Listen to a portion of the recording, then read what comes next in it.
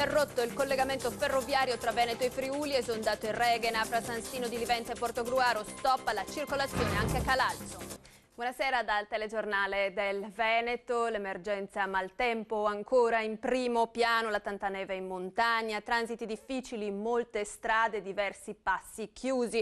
In pianura grande attenzione per le piene dei fiumi, problemi maggiori nel Veneto orientale, dove sono state interrotte in via precauzionale la linea ferroviaria Venezia-Trieste e quella per Treviso. A Portogruaro allagato il centro storico e una zona periferica, campagne sott'acque anche a Ceggia e lungo il Sile. Marco Marchesini e Claudio De Zan.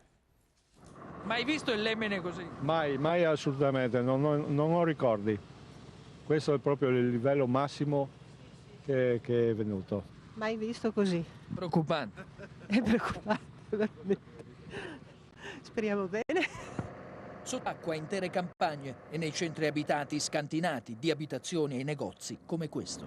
È la prima volta che succede così. A questo livello diciamo di sì, dopo il 66.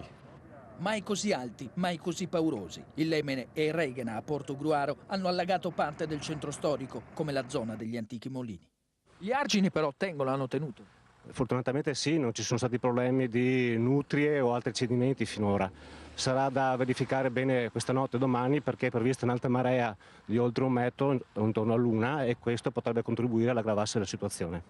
La piena oltre ai limiti di guardia anche a Summaga e Loncona ha creato il blocco della circolazione ferroviaria della tratta Trieste-Venezia e tra Portogruaro e Treviso, con convogli dirottati su Udine o cancellati e sostituiti dai bus. Questo è il punto medio del fiume Reghena ed è il punto di oscillazione, cioè la marea rigurgita fino a qui e la piena sta arrivando in questo punto. Quindi qui abbiamo i punti più alti e hanno raggiunto i ponti.